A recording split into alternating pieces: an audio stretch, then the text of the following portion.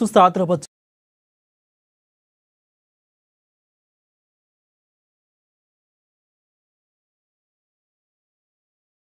జిల్లాలో ఇచ్చోడ బోధ్ మండల కేంద్రాల్లో రైతు వేదికలో బుధవారం బోధ్ ఎమ్మెల్యే అనిల్ యాదవ్ జిల్లా కలెక్టర్ రాజేష్తో కలిసి కొత్త రేషన్ కార్డుల పత్రాలను పంపిణీ చేశారు. ఇక రేషన్ కార్డుల పంపిణీ కార్యక్రమం నిరంతరం ప్రక్రియ అని, అర్హులైన వారికి రేషన్ కార్డులు రాకపోతే దరఖాస్తు చేసుకోవాలి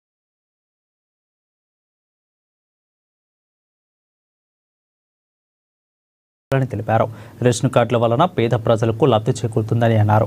ప్రభుత్వం దొడ్డు బియ్యం కాకుండా సన్న బియ్యం పంపిణీ చేస్తుందని, లబ్ధిదారులు సద్వినియోగం చేసుకోవాలని కోరారు. ఎవరైనా రేషన్ బియ్యాన్ని అమ్మితే వారి రేషన్ కార్డును రద్దు చేస్తామని తెలిపారు. ఇచ్చోడలో 152, సిరికొండలో 61, బోధులో 73 కార్డులు, నెరిగొండలో 35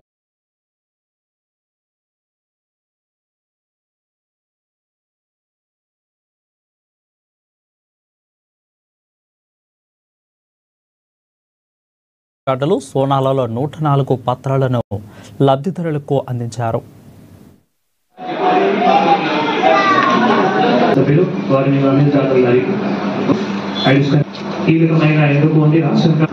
ఈరోజు జిల్లా కలెక్టర్ గారు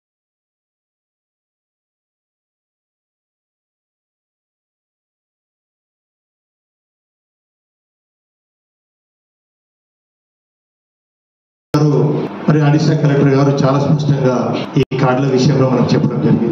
రేషన్ కార్డు అనేది ఇది మనకు అవసరం, మన హక్కు. దీన్ని అదే విధంగా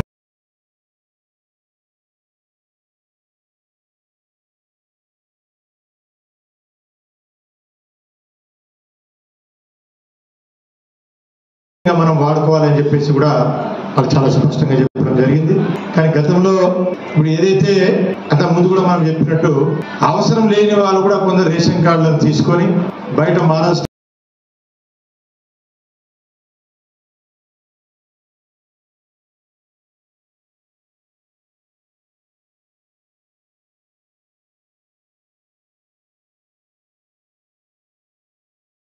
కానీ అక్కడక్కడ బియ్యాన్ని అమ్ముకుంటూ ఉన్నారు. దాని ద్వారా ఏమవుతుందంటే అసలుకే చెడ్డ పేరు వచ్చే అవకాశాలు ఎక్కువ ఉంటుంది.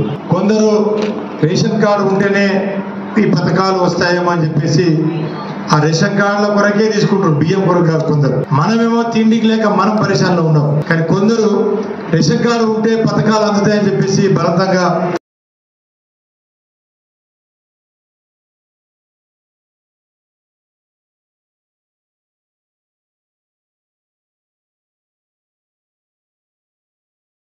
ఆ రేషన్ కార్డు తీసుకొని ఆ బియ్యాన్ని మార్కెట్లో అమ్ముకొని మార్కెట్లో నుంచి బయట కూడా బియ్యం పోతా ఉన్నాయి. కాబట్టి ఆ విధంగా చేయొద్దు. ఇందాక పెద్దలు చెప్పినట్టు రేషన్ కార్డు కీలకమైన ఎందుకు ఉంది. రేషన్ కార్డు నుంచి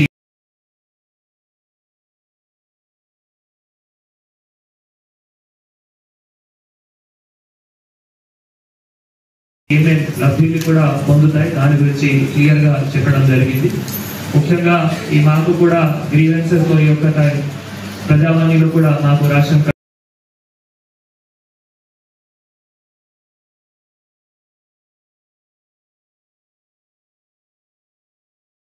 రాలేదు, లేదు రేషన్ కార్డు కూడా పేరు కూడా చేర్పించుకోవాలి. మాకు కూడా ప్రజావాణిలో చాలా సార్లు ఇట్లా అప్లికేషన్స్ కూడా రావడం జరిగింది. ఇప్పుడు ప్రభుత్వం ఏం డిసిజన్ తీసుకోవడం జరిగింది అంటే ఇది ఒక నిరంతర ప్రక్రియ.